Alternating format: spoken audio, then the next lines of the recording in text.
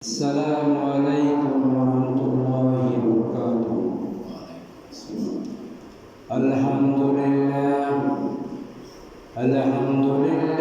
نحمده ونستعينه ونستغفره ونعوذ بالله من شرور أنفسنا ومن سيئات أعمالنا. من يهده الله فلا مضل له ومن يضلل فلا هادي له. ونشهد أن لا إله إلا الله وحده لا شريك له.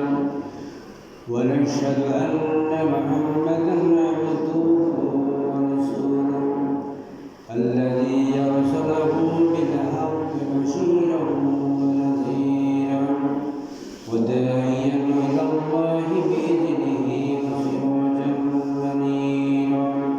وقد قال الله في كلامه المجيد وفرقان الحميد: أعوذ بالله من الشيطان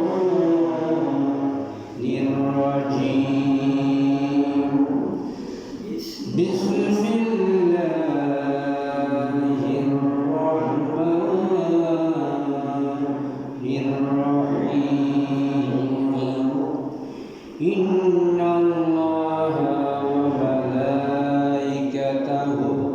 يصلون على النبي يا أيها الذين آمنوا صلوا عليه وسلموا تسليما.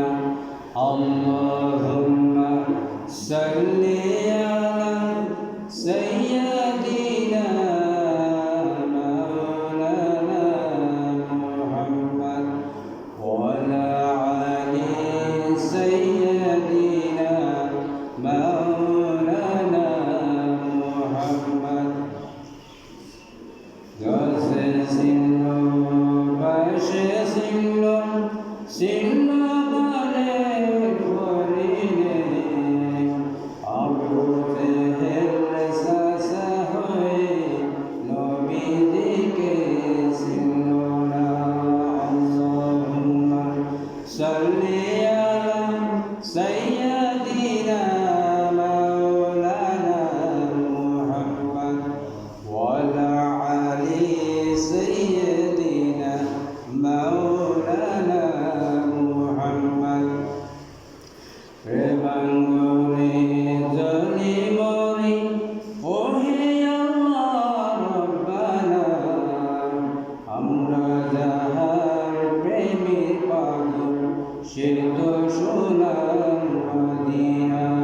Allahumma salli ala sayyidina maulana Muhammad wa ala ali sayyidina maulana Muhammad.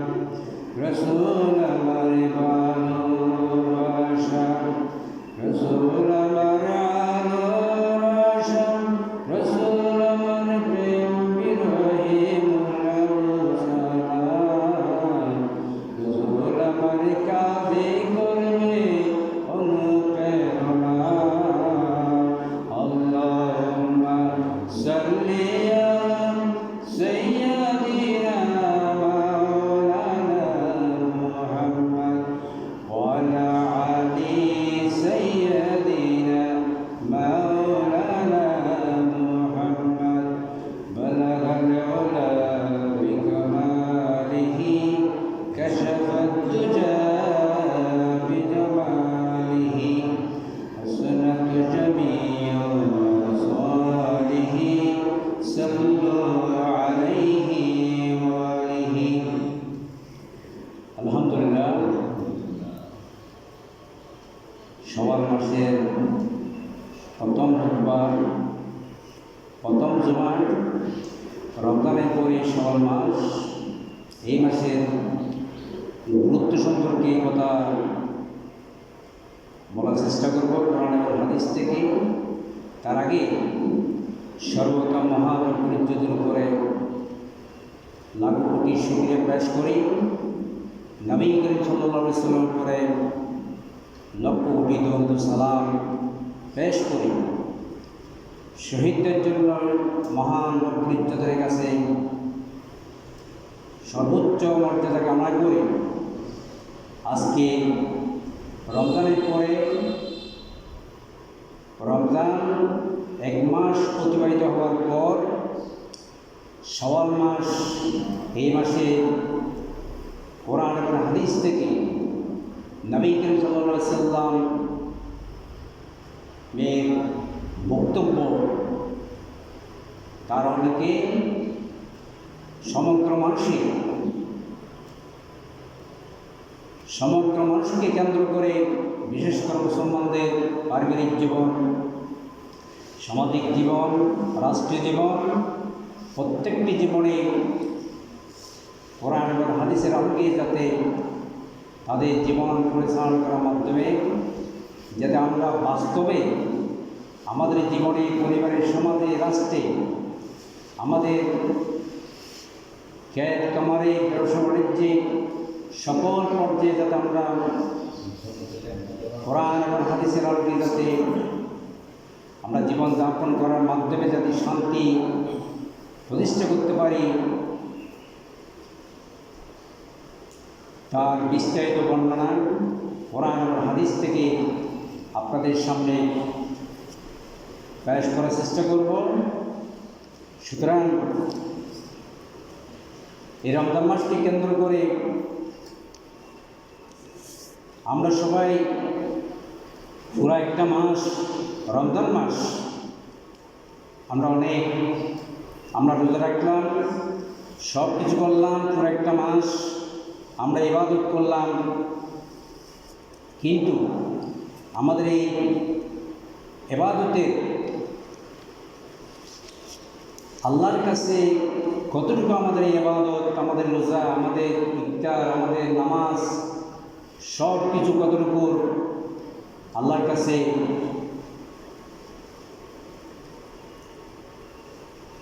কাছে পৌঁছেছে এবং আল্লাহ রাব্বুল আলামিন আমাদের কাজের মাধ্যমে যে কতটুকু খুশি হয়েছে আমরা কেউ জানি না। কিন্তু আল্লাহ রাব্বুল আলামিন পবিত্র কোরআনের মাধ্যমে ভালো মানুষের বৈশিষ্ট্য কী হবে তার একটা বিস্তারিত বর্ণনা সূরা দোকানের 51 থেকে 57 নম্বর আয়াত পর্যন্ত আল্লাহ রাব্বুল আলামিন মুত্তাকিদের ব্যাপারে আল্লাহ রাব্বুল আলামিন বলেছেন,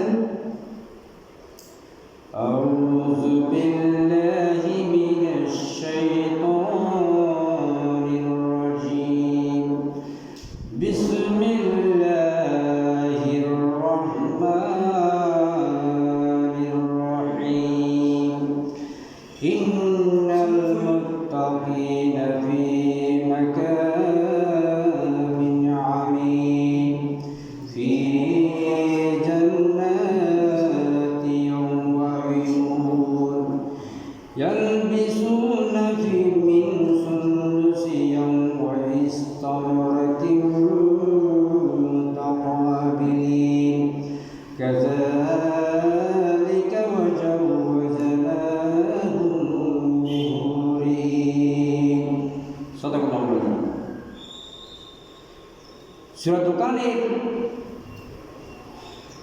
এই একটা আয়াতের মধ্যে আল্লাহ রাব্বুল আলামিন যারা মুত্তাকিদের যে পরিচয় সম্পর্কে আল্লাহ রাব্বুল আলামিন বলেছেন, ইন্নাল মুত্তাকিনা ফি মাকামিন আমিন, মুত্তাকিরা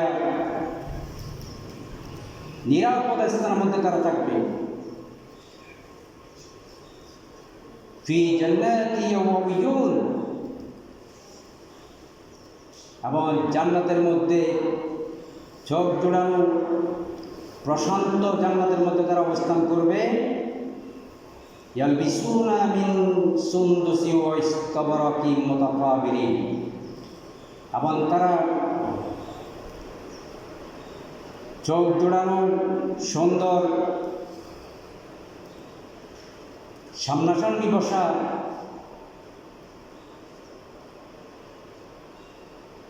তাদের সামনে তারা বসবে, কাযালিকা এইভাবে ওয়াজাওয়াজনাকুম বিহুরিন, এবং এই উটদের সাথে আল্লাহ রাব্বুল আলামিন বলবেন আমি তোমাদেরকে আজকে বিবাহের ব্যবস্থা করে দেব।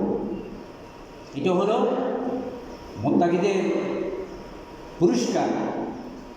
পবিত্র কোরআনের মধ্যে সূরা দোকানের এই আয়াতগুলোর মধ্যে আল্লাহ রাব্বুল আলামিন বলেছেন, এখানে মুত্তাকিদের কথা কেন আসলো? কারণ পুরা রমজানের মূল উদ্দেশ্য হল তকওয়া অর্জন করার মাধ্যমে যারা তকওয়া অর্জন করতে পারবে, যারা তকওয়া ভিত্তিতে জীবনযাপন করতে পারবে, তকওয়ার ভিত্তিতে যাদের ব্যক্তিগত জীবন, পারিবারিক জীবন, রাষ্ট্রীয় জীবন যারা অনুকরণ করতে পারবে, তাদের পুরস্কার কি, তাদের রেজাল্ট আল্লাহ রাব্বুল আলামিন কি দেবেন তার বিস্তারিত একটা বর্ণনা সূরা দোকানের এই আয়াতগুলির মধ্যে আল্লাহ রাব্বুল আলামিন সুন্দর করে বলেছেন। রমজানে আমরা যে তকওয়া নিজে অর্জন করতে পারবো তার সুন্দর কথা আল্লাহ রাব্বুল আলামিন সূরা বাকারার 183 নম্বর আয়াতের মধ্যে বলেছেন, ইয়া আইয়ুহাল্লাযীনা আমানু কুতিবা আলাইকুমুস সিয়াম কামা কুতিবা আলাল্লাযীনা মিন ক্বাবলিকুম লাআল্লাকুম তাত্তাকুন। হে ইমানদার লোকেরা, তোমাদের উপরে রমজান মাসে রোজা ফরজ করে দেওয়া হলো, ঠিক তেমনিভাবে তোমাদের আগমনের পূর্বে প্রত্যেকটি জাতির উপরে রমজান মাসে রোজা ফরজ করে দেওয়া হয়েছিল। আল্লাহর উদ্দেশ্য আছে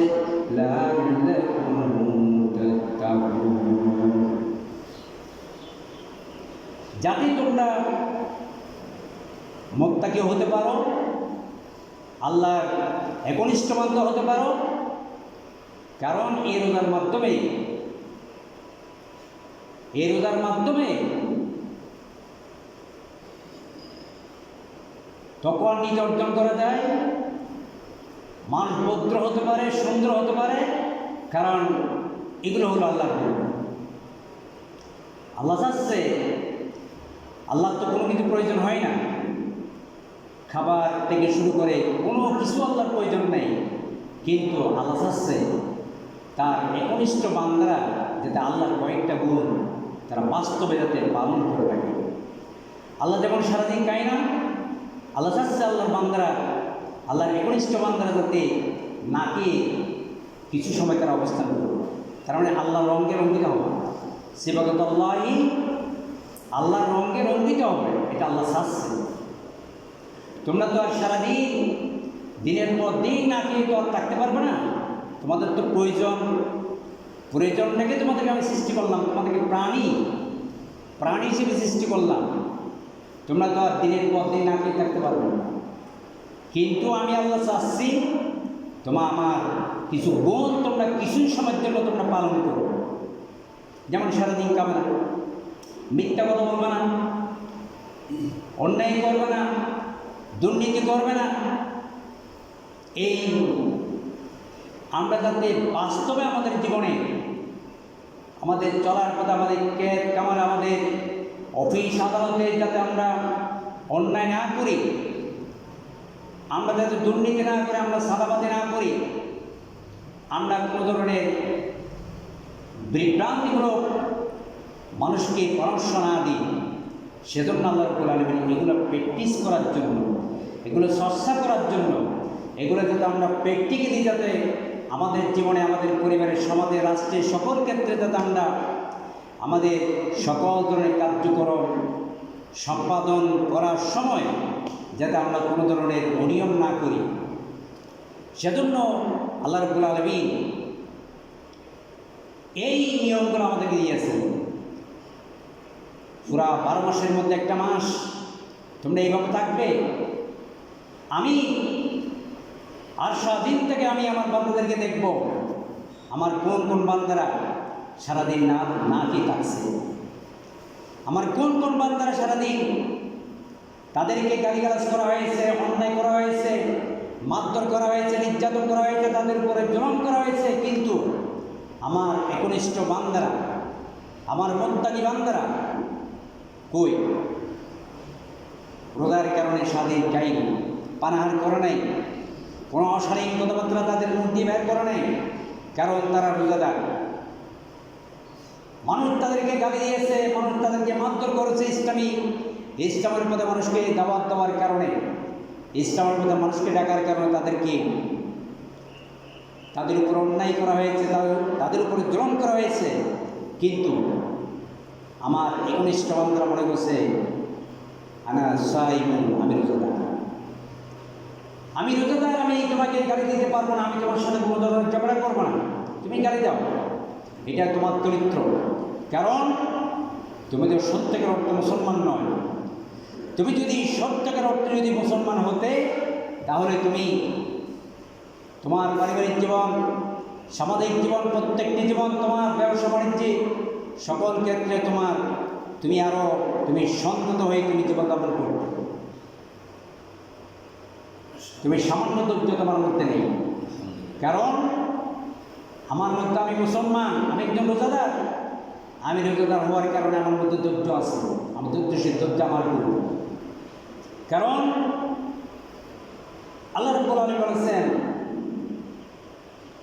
আল্লাহ রাব্বুল আলামিন পবিত্র কোরআনের মধ্যে বলে দিয়েছেন, ইয়া আইয়ুহাল্লাযীনা আমানু ইসতাঈনু বিস-সাবরি ওয়াস-সালাহ ইন্নাল্লাহা মা'আস-সাবিরিন।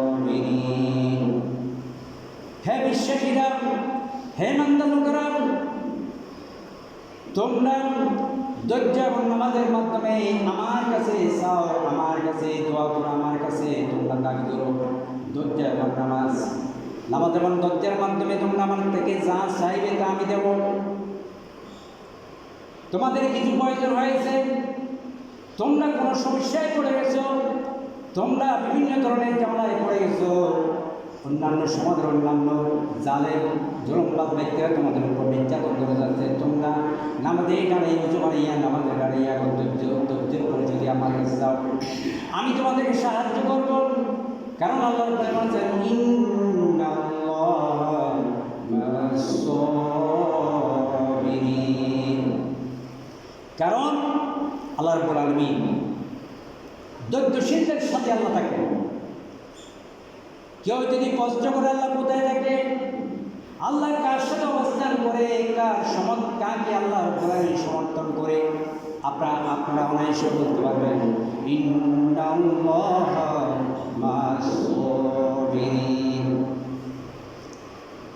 আল্লাহ রাব্বুল আলামিন ধৈর্যশীলদের সাথে থাকে, সাবিরিনদের সাথে থাকে, যারা পাঁচ ওয়াক্ত নামাজ মসজিদে এসে পড়ে, তাদের সাথে আল্লাহ বলেন থাকে।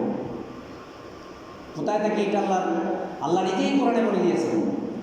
সেজন্য প্রতি বছর রমজান মাস সমগ্র পৃথিবীতে কেন আসে, আমাদের কাছে আসে, এই ভালো কথাগুলো আমাদেরকে বারবার স্মরণ করে দেওয়ার জন্য। এই ভালো নিয়মগুলো আমরা যাতে আমাদের পরিবারে, সমাজে, রাষ্ট্রে, সকল ক্ষেত্রে আমরা যাতে এই নিয়মগুলো যাতে আমি পালন করে চলি, সেজন্য রমজান মাস প্রতি বছর আমাদের কাছে এসে থাকে। এটা মেহমানের মতো করে এসে থাকে।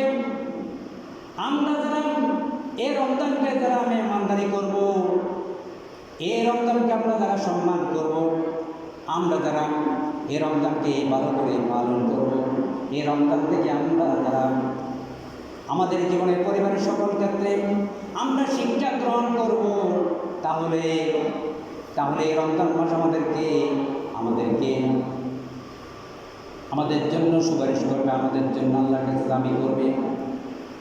কারণ রমজান বলবে, রব্বুল আলামিন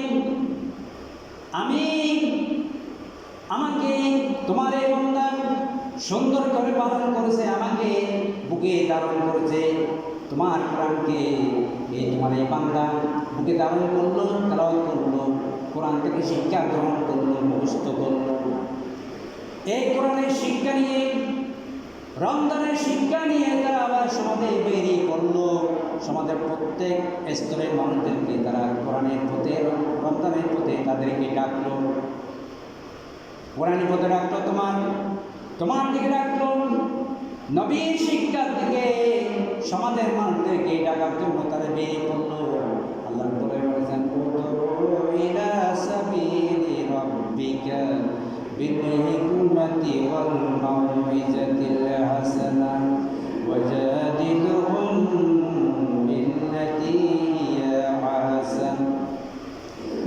তোমরা ডাকো তোমার রবের পথে হিকমত এবং কৌশলের মাধ্যমে। সমাজের মানুষদেরকে তোমরা আল্লাহর দিকে ডাকো এবং তর্ক করো, উত্তম পন্থায় তর্ক করবে, সুন্দর ভাষা দিয়ে তর্ক করতে হবে। তারা যদি সমাজের অন্যান্য ব্যক্তিরা তোমাদের উপর যদি অনৈতিক কথাবার্তা বলে, জুলুম করে, তোমাদেরকে গালিগালাজ করে, মারধর করে, তারপরে তোমরা তাদের সাথে তর্কে জড়িত হওয়ার দরকার নাই, তোমরা উত্তমভাবে কথা বলতে হবে। এটা হলো মুত্তাকিদের বৈশিষ্ট্য। এই কথাগুলো কোরআনের এই সুন্দর সুন্দর সিস্টেম, নিয়মগুলা মুসলমানদেরকে, ইমানদারদেরকে বারবার মনে করে দেওয়ার জন্য, স্মরণ থাকার জন্য, ইয়াদ থাকার জন্য সকল ক্ষেত্রে এই রমজান মাস প্রতি বছর আমাদের কাছে এসেই থাকে। আমরা যারা রমজানকে মূল্যায়ন করলাম না, রমজানকে আমরা দাম দিতে পারি নাই, আমরা যারা রোজা রাখলাম না, আদার করে সুন্দর করে খাইলাম, সারাদিন খাইলাম, আল্লাহকে দেখেন সব কিছু দেখেন। মূল্যায়ন যদি করতে না পারেন, নবী করিম ইসলামের হাদিস শরীফের মধ্যে এসেছে, যারা রোজাকে মূল্যায়ন করছে আর যারা রোজাকে মূল্যায়ন করতে পারে না, তাদের ব্যাপারে পবিত্র কোরআনে হাদিসে নবী করিম সাল্লাল্লাহু আলাইহি ওয়াসাল্লাম বলেছেন, আন আব্দুল্লাহ ইবনে আমর ইবনে আসিম রাদিয়াল্লাহু তাআলা قال أن رسول الله صلى الله عليه وسلم قال الصيام والقرآن يشفعان للعبد يقول الصيام إني منعته الطعام والشهوات بالنهار فشفيني فيه ويقول القرآن منعته النوم بالليل فشفيني فيه فيشفي رواه البيهقي شعب الإيمان। বাইহেকি শআবুল ইমানের মধ্যে এই হাদিস গ্রন্থের মধ্যে হাদিসটি এসেছে। হযরত আব্দুল্লাহ ইবনে আমর ইবনে আসিম রাদিয়াল্লাহু তাআলা থেকে বর্ণিত, তিনি বলেন, আন্না রাসূলুল্লাহ সাল্লাল্লাহু আলাইহি ওয়াসাল্লাম, নিশ্চয় নবী করিম সাল্লাল্লাহু আলাইহি ওয়াসাল্লাম বলেছেন, আসিয়াম ওয়াল কুরআন ইয়াশফিআন লিল আবদি, কুরআন এবং রোজা রোজাদার ব্যক্তির জন্য আল্লাহর কাছে সুপারিশ করে, ইয়াকুলু সিয়ামু ইন্নী মানাতু আত-তা'আমা ওয়াশ-শাহওয়াতি বিন-নাহার। ইয়াকুলু সিয়াম, রোজা বলে, রোজা আল্লাহর কাছে দাবি করে, আল্লাহর কাছে বলতে থাকে, হে বারেতারা, হে মালিক আল্লাহ রাব্বুল আলামিন, আমি মানাতু আত-তা'আমা ওয়াশ-শাহওয়াতি বিন-নাহার, আমি তোমার এই বান্দাকে সারাদিন কোনো ধরনের পানাহার করতে দিই নাই, সারাদিন কোনো ধরনের খাবার খেতে দিলাম না, সারাদিন কোনো ধরনের কোনো কাজ করে নাই, সে সারাদিন মনে করলো আমি তো একজন রোজাদার, আমি তো অন্যায় করতে পারি না, আমি তো কোনো অশালীন কথা বলতে পারি না, আমি তো গালিগালাজ করতে পারি না। যদিও সে আমাকে গালিগালাজ করে, অন্যায় করে, আমার সাথে দুর্নীতি করে যাচ্ছে, কিন্তু আমি রোজাদার হওয়ার কারণে আমি তো অন্যায় করবো না, আমি কোনো ধরনের খাবার খেতে পারি না। ফাশাফিনি ফীহি, রব্বুল আলামিন, আমি তার জন্য, আমি তোমার এই রোজাদার জন্য তোমার কাছে সুপারিশ করি। এরপরে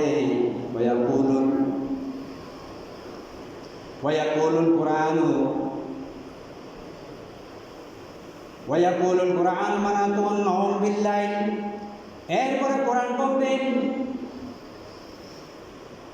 পবিত্র আল কোরআন আল্লাহর আরশ আজিমের পাশে দাঁড়িয়ে বলবে, রব্বুল আলামিন, আমি তোমার এই বান্দাকে সে রোজা রাখার কারণে সে তোমার কোরআনকে ধারণ করলো, সারা রাত সারাদিন সে তোমার কোরআনকে বুকে নিয়ে তেলাওয়াত করলো, সারা রাত চলে গেল। তাকে যে ঘুম যেতে হবে তার কোনো খবর ছিল না, কিন্তু কোরআনের পাগলামি তাকে কোরআন চাপতে দেয়নি। কোরআনকে সে বুকে নিল, কোরআন থেকে শিক্ষা গ্রহণ করলো, সারা রাত সারাদিন কোরআন পড়ল। এরপরে দিনের বেলা কোরআনের শিক্ষা নিয়ে সে সমাজে বেরিয়ে পড়লো, কোরআনের প্রতি মানুষকে ডাকলো, কোরআনের শিক্ষিত করার জন্য, কোরআনের শিক্ষায় দীক্ষিত করার জন্য সমাজে প্রত্যেকটি মানুষের কাছে দাওয়াত দিল। আমাকে এমনভাবে ধারণ করলো, পুরো একটা মাস সে কোরআন থেকে সে কোনো কালো সে বিচ্ছিন্ন ছিল না।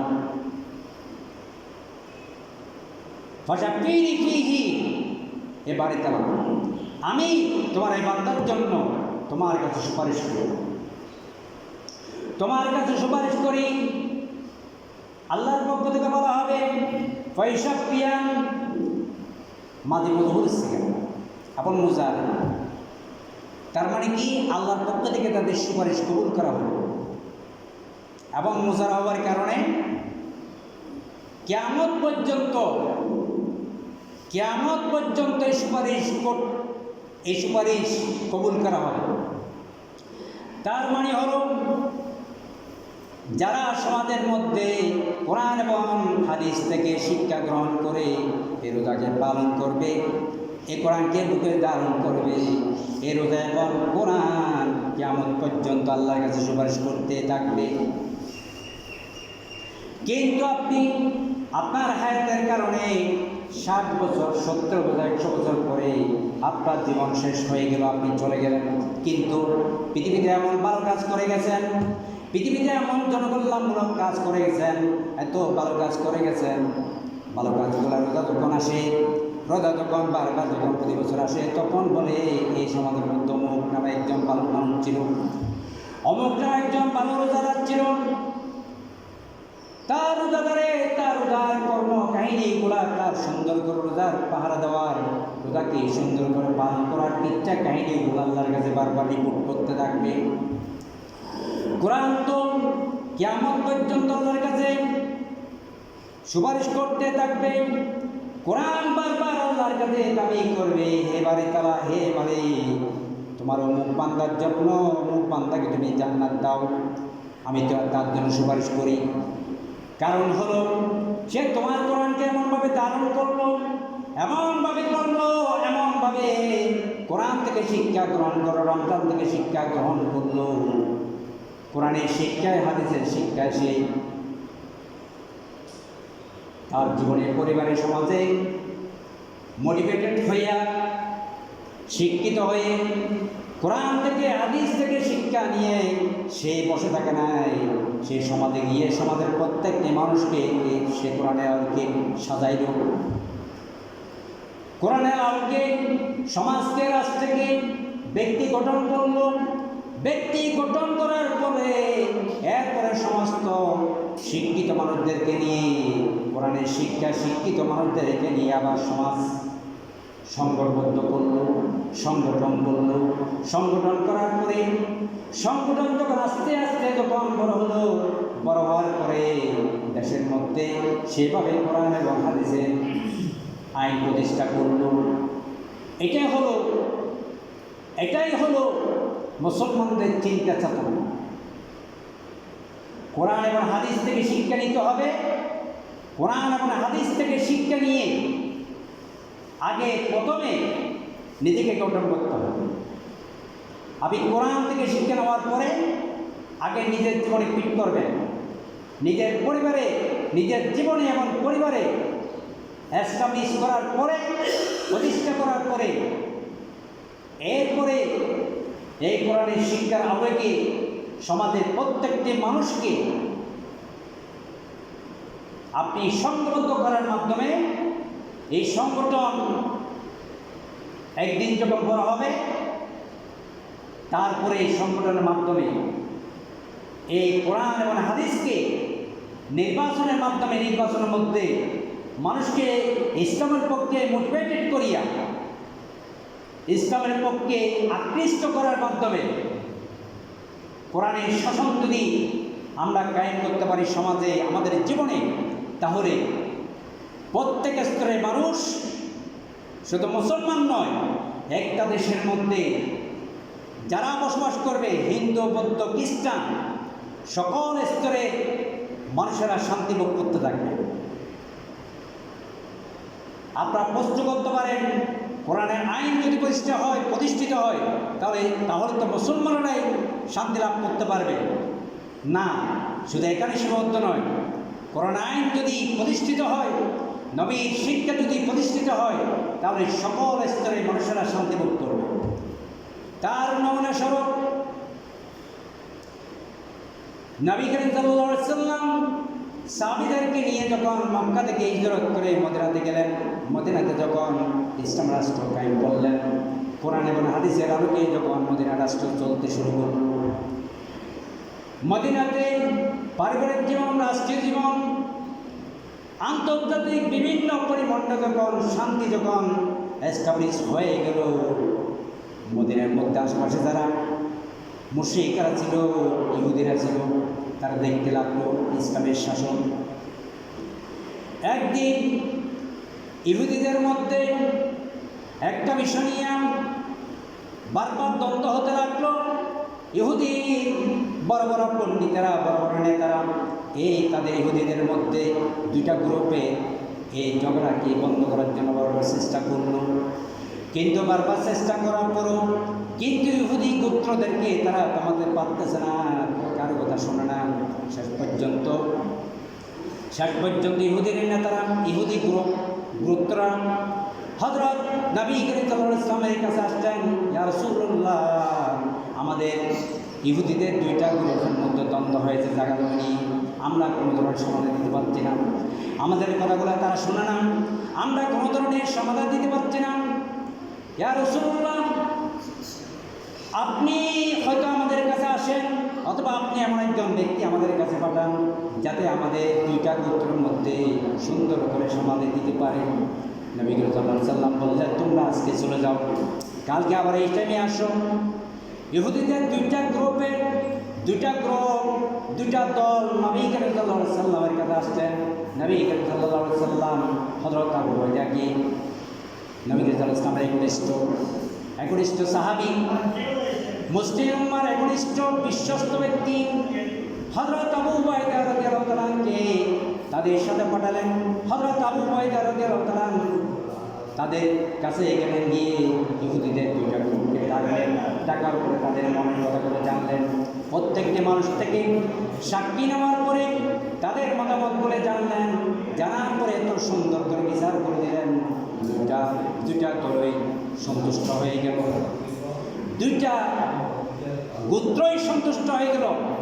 কোরআন এবং হাদিসের আলোকে তাদের ন্যায্য দাবিগুলা তাদেরকে যখন বুঝে দেওয়া হলো, তখন তাদের ইহুদিদের দুইটা গ্রুপ সন্তুষ্ট হয়ে গেল।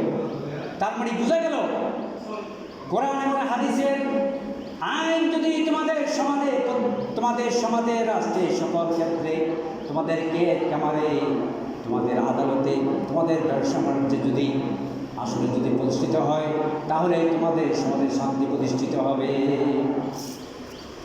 শুধু তাই নয়, রমজান মাস আমাদের কাছে বারবার এসে থাকে এই শিক্ষাগুলি নেওয়ার জন্য, কিন্তু আমরা তো নিমক হারামি, আমরা তো বড় হারামি হওয়ার কারণে আমরা কোরআন থেকে শিক্ষা গ্রহণ করি না, হাদিস থেকে শিক্ষা গ্রহণ করি না। আমরা আশেপাশে অনৈতিক কাজগুলো আমাদের কাছে অনেক ভালো লাগে, ওইগুলোর মাধ্যমে আমরা মনে করি আমাদের সমাজের পরিবার শান্তি প্রতিষ্ঠা করতে পারবো, কিন্তু বাস্তবে শান্তি প্রতিষ্ঠা করা যায় না। টাকা দিয়ে মনে করেন আমার যদি কোটি টাকা হয়, কোটি টাকা দিয়ে আমার গাড়ি থাকবে, বাড়ি থাকবে, নারী থাকবে, সব কিছু থাকবে। এই টাকা দিয়ে আমি বাহিনী তৈরি করে, বাহিনীর মাধ্যমে আমি শান্তি প্রতিষ্ঠা করতে পারবো। কিন্তু বাস্তবে এই বাহিনী দিয়েও শান্তি প্রতিষ্ঠা করা যায়নি। এইরকম করে বাহিনীর বাহিনীর মাধ্যমে পৃথিবীর মধ্যে বহু নেতা, বহু রাষ্ট্রপতি, বহু প্রধানমন্ত্রী নিহত হয়েছে। আমরা জ্বলন্ত প্রমাণ। যেমন ভারতে মহাত্মা গান্ধীকে হত্যা করা হয়েছে তার দলের মধ্যে থাকা ব্যক্তিদের থেকে। ভারতের মহাত্মা গান্ধী ভারতের সবচেয়ে প্রাণপ্রিয় নেতা ছিলেন। তিনি নিহত হয়েছে কার মাধ্যমে? তার দলের ভিতরে থাকা ব্যক্তির মাধ্যমে। বাংলাদেশও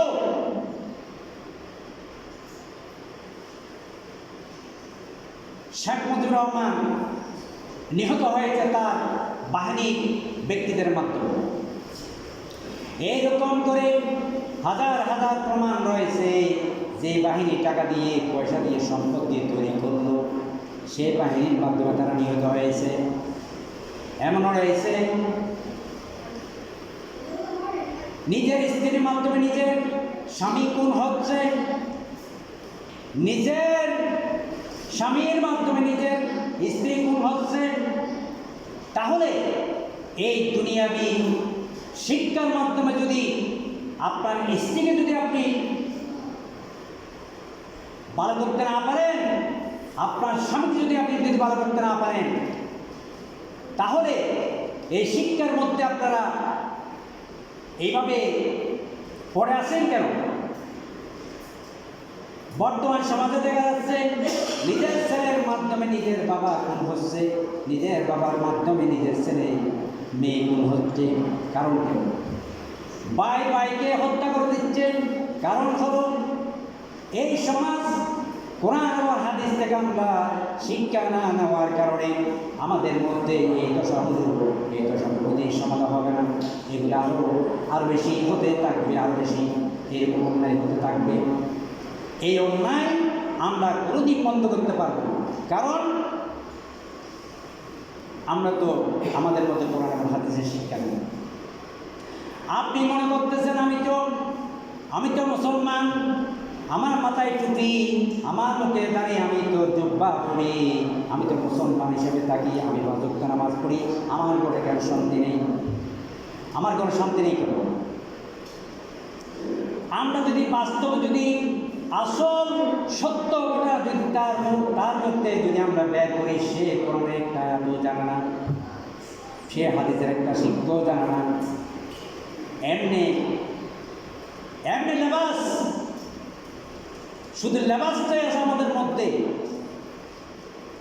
মুখে দাড়ি, মাথায় টুপি, জুব্বা, সারাদিন পাথর আমার মধ্যে এসে পড়ি, কিন্তু আমি একটা কোরআনের আয়াতও জানি না, একটা সূরার অর্থ আমি জানি না, শিখতে পারলাম না। তো আমার মধ্যে যদি, আমি নামের মুসলমান, আমার মধ্যে কোরআন এবং হাদিসের বাস্তব কোনো জ্ঞান যদি আমার মধ্যে না থাকে, তাহলে আমার সারাদিনের জীবন ভালো কি খারাপ করছে আমি কীভাবে বুঝবো? আমি কীভাবে আমার পরিবারের শান্তি প্রতিষ্ঠা করতে পারি? আমরা কি কোনোদিন আমাদের পরিবারের ছেলে মেয়েদেরকে নিয়ে কি আমরা বাসায় বসেছি কোরআন নিয়ে, হাদিস নিয়ে? আমরা কি বলতে পারছি, ও আমার স্ত্রীরা, ও আমার ছেলেমেয়েরা, আসো আজকে আমরা কোরআন নিয়ে কোনটা আলোচনা করব, কোরআন থেকে শিক্ষা গ্রহণ করব? আমরা তো সারাদিন বিরাম কাজগুলো করলাম, আমরা তো রান্নাবান্না করলাম, বিভিন্ন ধরনের অনুষ্ঠান করলাম, ঈদের সময় সবাইকে নিয়ে মার্কেটে চলে গেলাম, ঘন্টার পর ঘন্টা সময় দিলাম, এরকম করে 60 থেকে 70 বছর, 100 বছর আমরা কাটিয়ে দিলাম। কোরআন নিয়ে আমরা কোনোদিন আমরা ছেলে মেয়েদেরকে নিয়ে বসে নাই। কোরআন আমার হাদিস নিয়ে, একটা কোরআন আমার হাদিস নিয়ে আমরা কোনোদিন বসি নাই। আমরা কি বসতে পারি না? আমরা কি ঘরের মধ্যে প্রতি শুক্রবারে জমা পড়ে আমরা কি সকালে একটা কি নিয়ম করতে পারি না? আমরা ফজরের নামাজ পড়ার পরে আমাদেরকে নিয়ম করে দিলাম, ও আমার স্ত্রীরা, ও আমার ছেলেমেয়েরা, আমরা প্রতিদিন ফজরের নামাজ পড়ার পরে আমরা 2 ঘন্টা কোরআন নিয়ে আলোচনা করব, কোরআন থেকে শিক্ষা গ্রহণ করব। এইরকম করে যদি প্রতি শুক্রবারে যদি আমরা যদি কোরআন নিয়ে যদি বসতাম, কোরআন থেকে যদি শিক্ষা গ্রহণ করতাম, তাহলে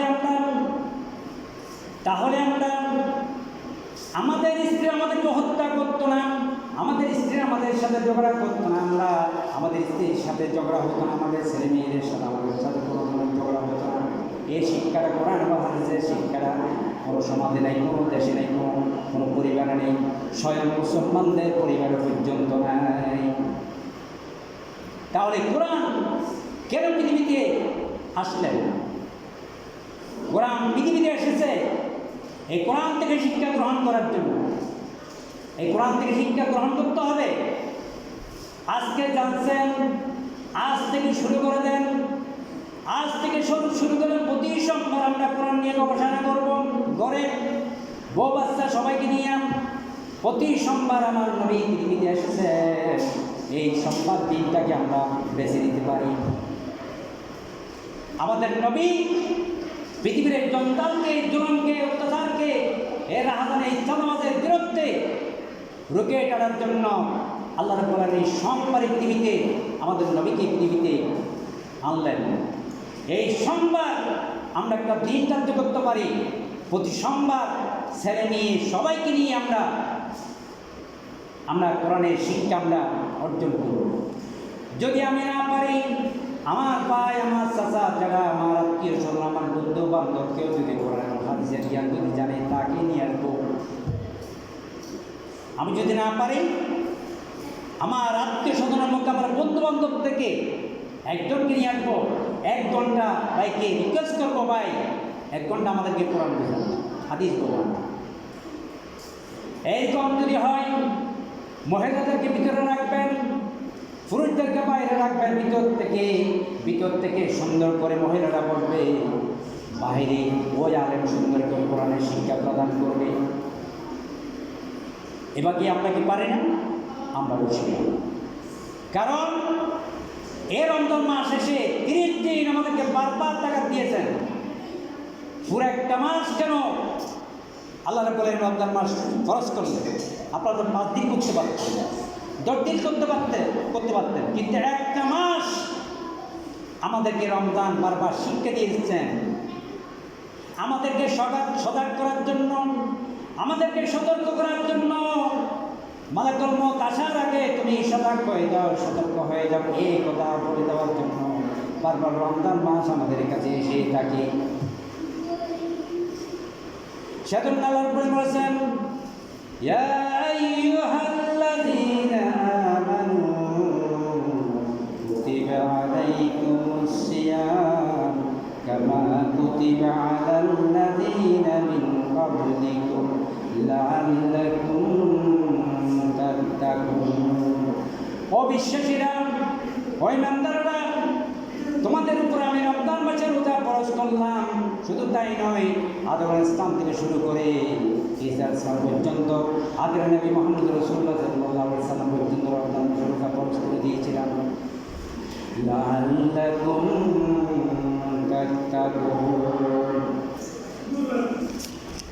যাতে এখান থেকে শিক্ষা গ্রহণ করতে পারি, এখান থেকে আমরা তাকওয়ার নীতি অর্জন করতে পারি, এখান থেকে যাতে আমরা তাকওয়ার নীতি অর্জন করতে পারি, সেজন্য রমজান মাস আমাদের কাছে বারবার এসে। কিন্তু আমরা কতটুকু শিক্ষা অর্জন করলাম? আমরা শিক্ষা অর্জন করলাম, আমরা বলি আমি 30টা রোজা রাখলাম, আমার ছেলে 30টা রোজা রাখছে, আমার মেয়ে, আমার ভাই ব্রাদার সবাই তো 30টা রোজা রাখছে। এটাই হলো আমাদের কথা, এটা ছাড়া কোনো কথা আমাদের মধ্যে নেই। কিন্তু রোজাটা আমি কীভাবে রাখলাম, আমার ছেলেমেয়েরা কীভাবে রোজা রাখলে, সেটা আমি বর্ণনা করি না, তার কোনো বর্ণনা আমার মধ্যে নেই। কিন্তু আমরা তো এটা বলতে পারছি না, এই 30 দিন আমি কোরআন মুখদার করলাম, কোরআন থেকে শিক্ষা গ্রহণ করলাম, কোরআন থেকে শিক্ষা গ্রহণ করে কোরআনের শিক্ষা নিয়ে আমি এলাকায় বেরিয়ে পড়লাম। যারা রোজা রাখে নাই তাদেরকে বুঝালাম। কিন্তু আমরা বোঝানোর সময় ঝগড়া করে ফেলি, বোঝানোর সময় ঝগড়া লাগিয়ে দিই। কিন্তু আল্লাহ তো মুসলমানদেরকে এই কথা বলে নাই।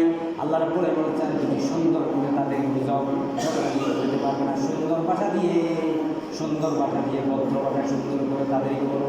ভদ্র ভাষা যদি বলে ভদ্র ভাষায় যদি তাদেরকে বলা হয় তখন তারা সুন্দর করে তোমার শিক্ষাকে গ্রহণ করবে। যদি গরম করে যদি বলেন, অভদ্র ভাষায় যদি বলেন, তারা তো আপনার শিক্ষা গ্রহণ করবে না। কিন্তু কোরআনের শিক্ষা নিয়ে যখন আপনি যাবেন তখন আপনাকে ভদ্র ভাষায় বলতে হবে, সুন্দর ভাষায় বলতে হবে। প্রথমে সালাম দিয়ে কথাটা শুরু করতে হবে। যে হোক, হিন্দু হোক, বৌদ্ধ হোক, মুসলমান হোক, তাকে সালাম দেওয়ার সিস্টেম অবলম্বন করে আপনি তাদের সাথে সুন্দর সেজন্য আল্লাহ রাব্বুল বলেছেন, সূরা বাকারার মধ্যে বলেছেন, শাহরু রমাদানাল্লাযী উনজিলা ফীহিল কুরআন হুদাল লিন-নাস ওয়া বায়্যানাতিন মিনাল হুদা ওয়াল ফুরকান। এই রমজান মাস, যে রমজান মাসের মধ্যে আমি কোরআন অবতীর্ণ করলাম, হুদাল লিন-নাস, এখানে নাস বলা হয়েছে, এখানে তো মুসলমান বলা হয়নি, এখানে তো মুমিন বলা হয়নি, এখানে বলা হয়েছে নাস। তার মানে কথা হলো মুসলমান থেকে শুরু করে সকল স্তরগুলোদেরকে বোঝানো হয়েছে। পৃথিবীর হিন্দু, বৌদ্ধ, খ্রিস্টান সকল জাতিদেরকে বোঝানো হয়েছে। সেজন্য নাস মানে হলো সকল মানুষকে বোঝানো হয়েছে। হুদাল লিন-নাস, এই কোরআন থেকে সকল স্তরের মানুষকে হেদায়েত করবে, এই শিক্ষাটা আমাদেরকে দিতে হবে। আবার মুবায়্যিনাত, হেদায়েতের বিভিন্ন ধরনের বর্ণনা এই কোরআনের মধ্যে রয়েছে। আবার সত্য মিথ্যা প্রত্যেকের বর্ণনা এখানে রয়েছে। আমরা সেখান থেকে শিক্ষাটা আমরা নিতে পারলাম। সুতরাং আমি আপনাদেরকে যেটা বলতে আসছি, আমরা রোজা রেখে রোজা শেষ হওয়ার পরে আমরা সবাই আনন্দে আত্মহারা হয়ে গেলাম। কিন্তু নবী করিম সাল্লাল্লাহু আলাইহি ওয়াসাল্লামের সাহাবীরা এইরকম করে আত্মহারা হয়নি। আমরা রোজা যখন, ঈদ যখন শুরু হয়ে যাবে, রোজা যখন শেষ হয়ে যান, আমরা বউ বাচ্চা সবাইকে নিয়ে মার্কেটে চলে যাই। রাত দিন মার্কেট করি, নামাজ রোজার কোনো খবর নাই, ঠিকভাবে নামাজও করি না, কিছু করি না। শিক্ষাটা নেওয়ার সাথে সাথে আমরা লন্ডন করতে শুরু করলাম, সমারম্ভন করতে শুরু করলাম। কিন্তু রাসূলুল্লাহ সাল্লাল্লাহু আলাইহি ওয়াসাল্লাম কি করতেন? ঈদের দিন হযরত ওমর রাদিয়াল্লাহু আনহু ঘর বন্ধ করে আল্লাহর কাছে কান্নাকাটি করতে শুরু করলেন। হযরত আবু হুরায়রা থেকে হাদিস বর্ণিত, আন আবি হুরায়রা রাদিয়াল্লাহু আনহু ক্বালা দাখালতু আলা উমর ইবনে খাত্তাব ইয়াওমাল ঈদ। হযরত আবু হুরায়রা রাদিয়াল্লাহু আনহু থেকে বর্ণিত, ক্বালা দাখালতু আলা উমর ইবনে খাত্তাব ইয়াওমাল ঈদ। ঈদের দিন আমি হযরত ওমর রাদিয়াল্লাহু আনহু ঘরে গেলাম। ঈদের দিন আমি হযরত ওমরের ঘরে গেলাম। হযরত ওমরকে বললাম, ওয়াকাত আবরাকাল বাবান আলা নাফসিহি ওয়া হুয়া ইয়াবকি। তিনি ঘরের দরজা বন্ধ করে সিলে সিলে কান্নাকাটি করতে শুরু করলেন।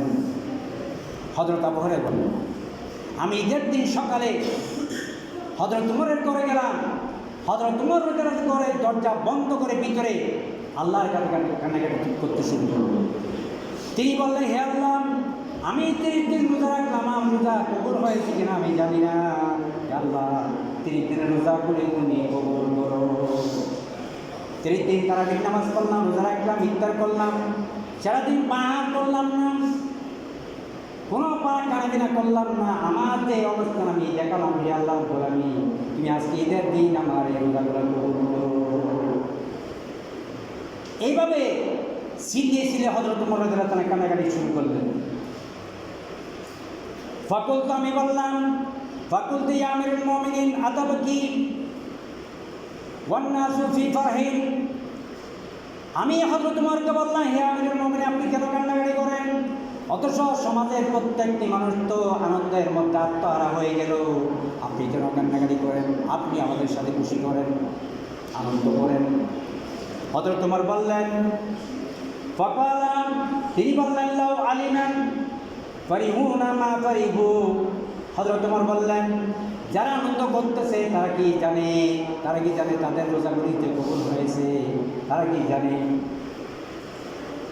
সুম্মা জালা ইয়াবকি ওয়া ইয়াকুল, তারা যদি জানতো তাহলে তারা হাসাহাসি করতো না, তারা আনন্দ করতো না, তারা কান্নাকাটি করতো।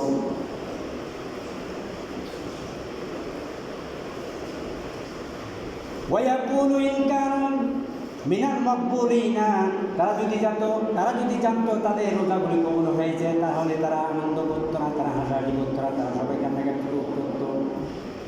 কিন্তু আমি তো জানি না আমার রোজা যে কবুল হয়েছে, আমি তো জানি না, সেজন্য আমি আল্লাহর কাছে কান্নাকাটি করতেছি। কিন্তু আমরা কি সাহাবীর এই অভ্যাস থেকে আমরা কি অবলম্বন করতে পারতেছি? আমরা অবলম্বন করতে পারি না। একটা মাস আমরা কোরআন থেকে শিক্ষা না নেওয়ার কারণে আমাদের মধ্যে এই অভ্যাস, আমরা অভ্যস্ত হতে পারি নাই। কিন্তু নবী এবং তার সাহাবীরা কোরআন এবং হাদিস থেকে শিক্ষা নিয়েছিলেন বলে তারা এই কোরআনের শিক্ষিত হয়ে তারা যেদিনে কর্ম সেদিন আল্লাহর কাছে কবুল করিয়া তারা এই অভ্যাসে পরিণত হয়েছিল। সুতরাং আমি লম্বা কথা না বলে আজকে আপনাদেরকে বলবো, রমজান শেষ, রমজানের শিক্ষা, কোরআনের শিক্ষা নিয়ে আমাদের পরিবারের, সমাজের, রাষ্ট্রের সকল ক্ষেত্রে আমরা শিক্ষিত হয়ে এই শিক্ষা গ্রহণ করার মাধ্যমে উদাত্ত আহ্বান থেকে আমার বক্তব্য আজকে শেষ করলাম। আসসালামু আলাইকুম। اللهم آمين. ربنا ظلمنا أنفسنا وإن لم تغفر لنا وترحمنا لنكونن من الخاسرين. ربنا آتنا في الدنيا حسنة وفي الآخرة حسنة وقنا عذاب النار. رب ارحمهما كما ربياني صغيرا. رب ارحمهما كما ربياني صغيرا. رب العالمين জুমার নামাজ পড়ে রমজান শেষে আমরা শাওয়াল মাসে শুরুতে আমরা যাতে কোরআন এবং হাদিস থেকে শিক্ষা গ্রহণ করার মাধ্যমে আমাদের জীবন যাতে আমাদের পরিবার, পরিজন, সমাজ সেভাবে কোরআন হাদিসের আলোকে যাতে সাজাতে পারে সেই তৌফিক দান করো। সর্বপ্রথম আমাদের জীবনে যাতে কোরআনের মাধ্যমে আমাদের জীবন গঠন করে সমাজে যাতে কোরআনের শিক্ষা নিয়ে যাবে বলতে পারে সেই তৌফিক দান করো।